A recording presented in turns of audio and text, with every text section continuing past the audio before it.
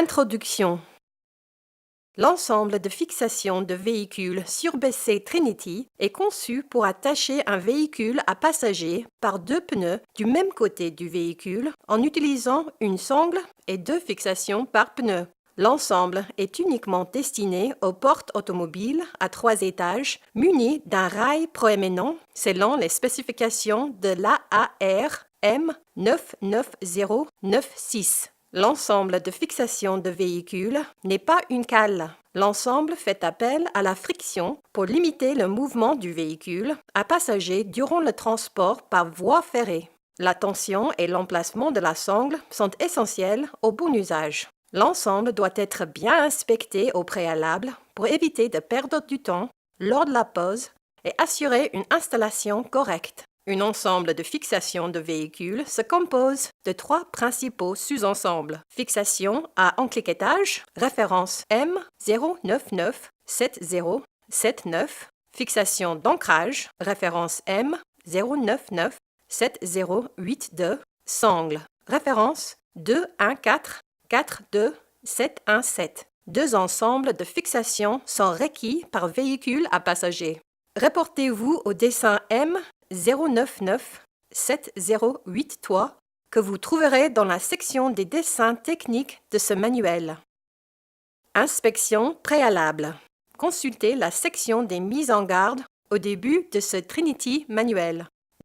Deux ensembles de fixation sont requis pour immobiliser un véhicule. Les ensembles doivent être rangés en hauteur, soit dans les cases des cales. Ne répondez pas de celles sur les ponts d'un porte automobile qui recourent à ce type de fixation. L'ensemble de fixation de véhicules Trinity est protégé par des revêtements anti-corrosion de première qualité, mais sa maniabilité et sa durée de vie sont prolongées si les agences de déglaçage corrosif, comme le sel, ne sont pas utilisées. Reportez-vous au manuel pour wagons à plus d'un étage pour connaître les méthodes autorisées d'enlèvement de la neige et de la glace. Les fixations gelées peuvent être libérées en les insérant dans le rail de calage et en abaissant la plaque de retenue pour l'enclencher. Tournez ensuite la fixation à l'aide d'une clé à rocher avec carré conducteur de demi-pouce, 1,27 cm, dans le sens horaire du point de vue de l'utilisateur, et la fixation sera libre.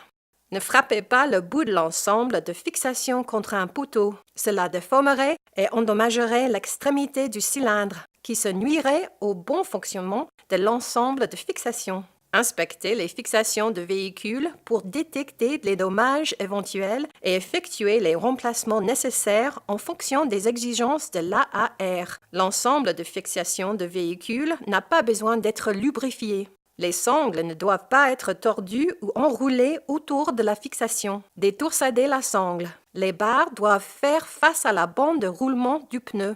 Déroulez la sangle de façon à ce que son extrémité glisse librement dans la fente de la fixation à encliquetage. Les sangles doivent être rangées tout contre la paroi latérale, ajourée pour éviter qu'elles n'attrapent les rétroviseurs extérieurs des véhicules. Instructions de montage. Consultez la section des mises en garde au début de ce Trinity manuel. Les ensembles de fixation de véhicules seront bien rangés avant le chargement. Consultez la section sur l'inspection préalable de ce manuel. Il ne faut jamais rouler sur les fixations de véhicules. Des dommages aux pneus, au véhicule et à la fixation peuvent s'en suivre. Les ensembles de fixation de véhicules peuvent être accrochés sur des supports sur la paroi latérale ajourée ou rangés dans des cases de cale existants si ces cases ont un fond. Ne mettez pas les fixations dans des cases de cale sans fond car elles risquent de s'échapper et de tomber entre les ponts et à l'extérieur du wagon. Les véhicules doivent être placés de façon à ce que la distance entre le flanc des pneus et le rail de calage soit de demi à 2 pouces, 1,27 à 5,8 cm. La position idéale du véhicule permet à la sangle de s'élever à partir du point d'attache sur la fixation en ligne avec le centre du pneu. Libérez la sangle du support. Retirez la fixation d'ancrage de son crochet de rangement ou de la case des cales selon le cas avec une main et la fixation à encliquetage avec l'autre main.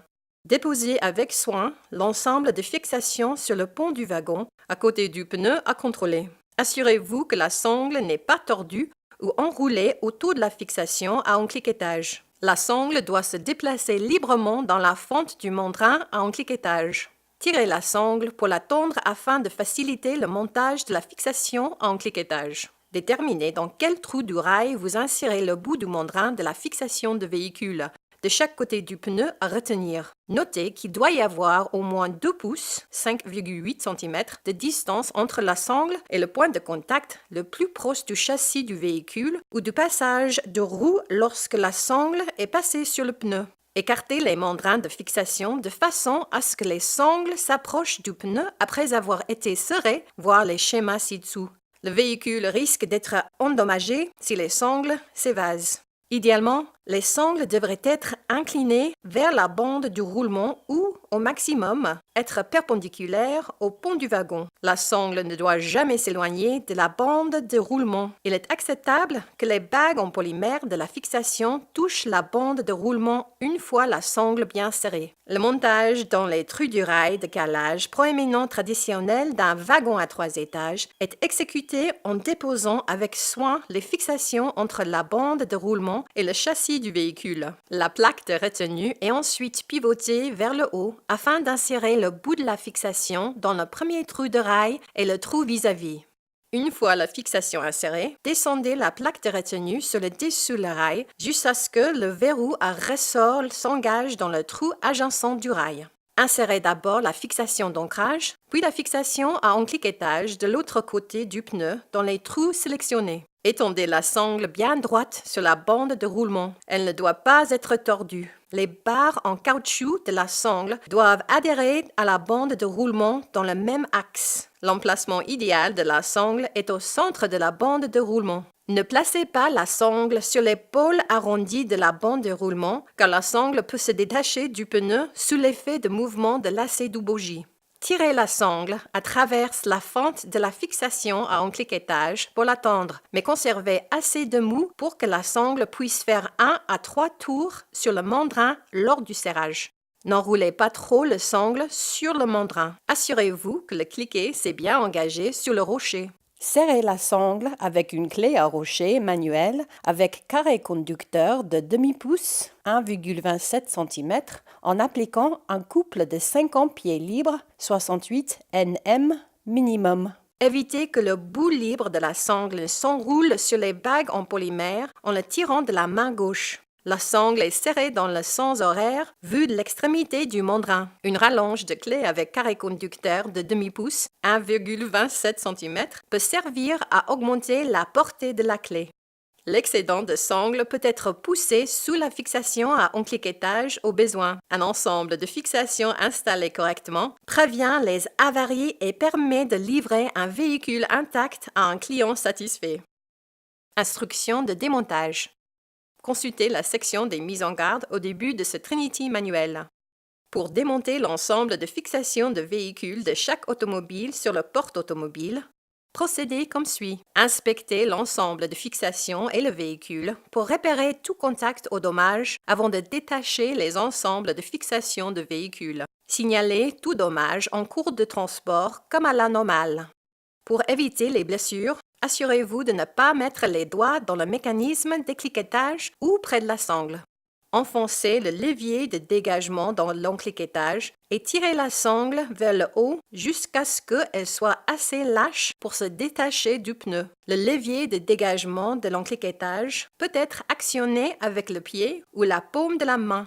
Si le véhicule a bougé en cours de transport et recouvre les bagues en polymère de la fixation, il est nécessaire de déplacer le véhicule pour retirer la sangle ou les fixations. Si vous utilisez une clé à rocher pour desserrer une sangle de la fixation, ne laissez pas la clé à rocher en place lorsque vous appuyez sur le levier de dégagement de l'encliquetage. Vous risquez d'être blessé par la manche de la clé qui virera alors pour frapper le plancher. Au besoin, utilisez une clé à rocher avec carré conducteur de demi-pouce, 1,27 cm, pour desserrer la sangle. Pour desserrer la sangle, tournez la clé dans le sens anti-horaire du point de vue de l'utilisateur. Ne laissez pas la clé à rocher en place lorsque vous appuyez sur le levier de dégagement de l'encliquetage. Une fois la sangle détachée de la bande de roulement, démontez la fixation en cliquetage en soulevant la poignée du verrou à ressort jusqu'à ce que ledit verrou sorte du trou dans le rail. Continuez le mouvement utilisé pour désenclencher le verrou de la plaque de retenue pour faire pivoter la fixation vers le haut en direction de la bande de roulement, puis glissez la plaque de retenue pour l'extraire des trous dans le rail de calage. Écartez la plaque de retenue du rail pour dégager complètement la fixation. Une fois la fixation à un cliquetage démontée, dégagez la fixation d'ancrage en soulevant la poignée du verrou à ressort jusqu'à ce que ledit verrou sorte du trou dans le rail. Continuez le même mouvement pour faire pivoter la fixation d'ancrage vers le haut en direction de la bande de roulement, puis glissez la plaque de retenue pour l'extraire des trous dans le rail de calage. Écartez la plaque de retenue du rail pour dégager complètement la fixation d'ancrage. Inspectez l'ensemble de fixations de véhicules pour détacher les dommages éventuels et suivez les procédures de la région locale s'il y a lieu. Rangez la fixation de véhicule en la suspendant sur les crochets fournis sur les parois latérales ajourées ou dans les cases de cale s'il y en est. Au besoin, détorsadez la sangle et déroulez-la du mandrin à un cliquetage de façon à ce qu'elle glisse librement dans la fente. La sangle peut sécher si elle est suspendue et en hauteur. Elle ne risque pas de faire trébucher quelqu'un.